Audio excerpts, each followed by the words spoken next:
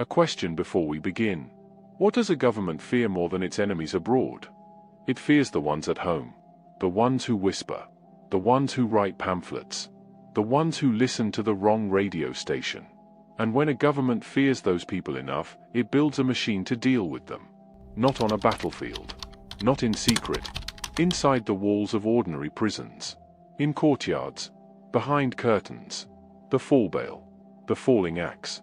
A device so efficient, so optimized for speed, that one executioner boasted the sentence could be carried out within 5 seconds of the condemned entering the room.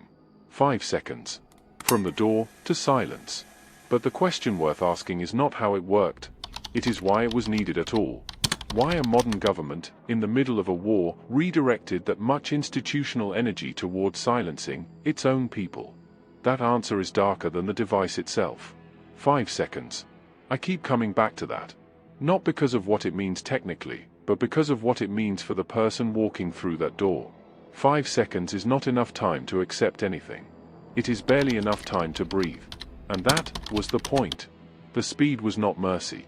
The speed was design. The less time between the door and the sentence being carried out, the less time for dignity. For resistance. For anything human.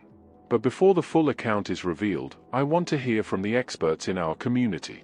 What is the one piece of World War II history that has always haunted or fascinated you most? Or, if you're a collector, tell us about the most significant artifact in your archives. We'd love to see the history you're preserving. If these untold stories of the Great War resonate with you, consider joining our ranks by liking the video and subscribing with the bell on. Share this journey with someone who values the truth behind the shadows. The Fallbeil was not invented by the Nazis. That is important to understand. German states had used variations of the device since the 19th century. Over time, it was refined. The blade made heavier. The uprights shortened. The entire apparatus engineered to be dismantled quickly, transported, and reassembled in a different facility when needed. All metal. Portable. Repeatable. A curtain typically shielded the moment of impact from view. Below the blade, a basket or bucket. The chamber itself was fitted, in some facilities, with floor drains. So the room could be cleaned. Quickly. Efficiently. And the next person could be brought in. You want me to sit with that image for a moment? Floor drains. These were not improvised spaces. Someone designed them. Someone approved the blueprints. Someone ordered the drains installed with full knowledge of what they were for. Which tells us something important about the nature of the regime. This was not chaos. It was not the spontaneous violence of a mob. This was institutional. Budgeted. Planned. The horror here is not in the frenzy. It is in the paperwork. When the Nazis came to power in 1933, the Fallbeil was already in use. But Hitler ordered its expansion. New devices were installed across Germany. At Plötzensee prison in Berlin. At Stadelheim prison in Munich. The infrastructure of civilian execution grew, deliberately and systematically, alongside every other part of the state. By the end of the conflict, it is estimated that at least 16,500 people perished this way. 10,000 of those, in the final 2 years alone. The final 2 years. When it was already clear the war was ending. When rational men in any other system might have paused, reconsidered. They accelerated. That is the pattern. Not a system losing control, but a system doubling down. The closer the end came, the faster the machine ran. So who were these people? That is the question that reframes everything. Because the Fallbeil was not reserved for spies or saboteurs or enemy combatants. Firing squads handled military offenses. The Fallbeil was for civilians. For people whose only transgression was thought. Thought, a pamphlet, a conversation.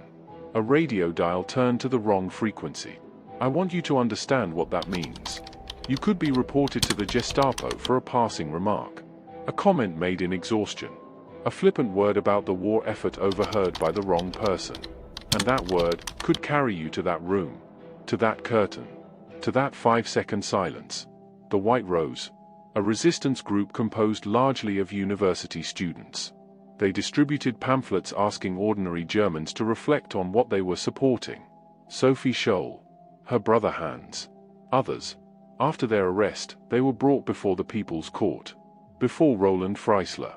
A judge whose method was not deliberation but performance, screaming condemnations, treating the proceedings less as a legal inquiry and more as a public shaming. The verdict was predetermined. The sentence, inevitable. At Stadelheim prison, the sentence was carried out. The executioner that day was Johann Reichardt, a man who had performed this role many times. He would later say that Sophie Scholl was the bravest person he had ever faced in that role. The bravest person he had ever faced. Coming from him?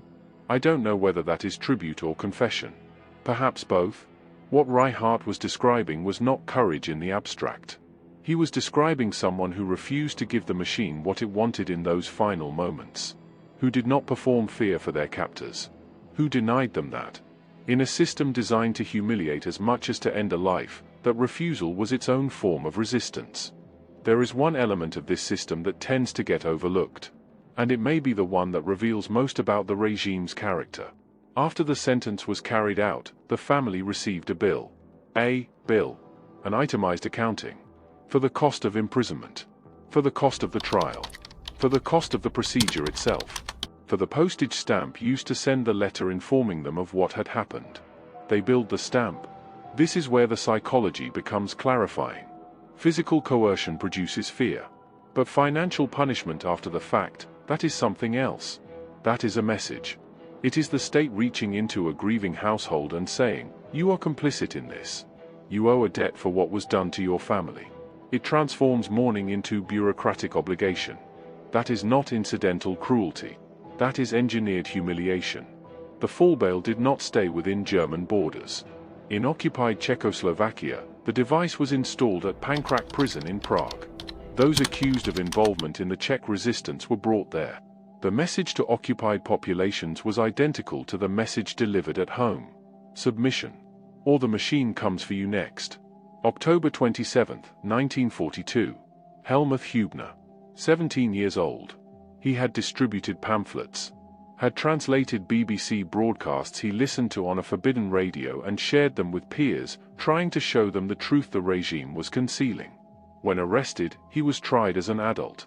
Before sentencing, he told the court, now I must die, even though I have committed no crime. So now it's my turn, but your turn will come. At 8:13 in the evening, the sentence was carried out. 17. His turn, but your turn will come. He said that to the faces of the men who were about to carry out the sentence. Knowing exactly what was about to happen. Hübner understood something the regime could not afford for people to understand openly. That power maintained through terror is not strength.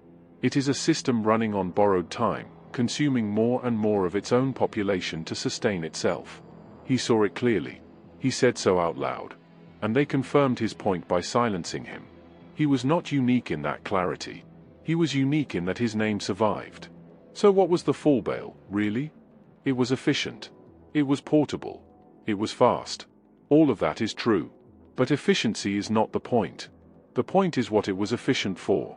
A government turning industrial logic against its own civilians. Against students. Against elderly men and women. Against a 17-year-old boy. Not for crimes of violence, but for the act of thinking differently. And the families paid for it afterwards. They paid for the stamp. What remains is the question that history tends to leave open. How does a society reach the point where a machine like this becomes normal? Where courts perform verdicts already decided? Where a mother receives a bill for her child's sentence being carried out? It does not happen suddenly. That is what the record shows. It happens in increments. In small surrenders. In words left unsaid and questions left unasked, until the silence becomes the loudest thing in the room. The Fallbeil did not create that silence. It just made it permanent.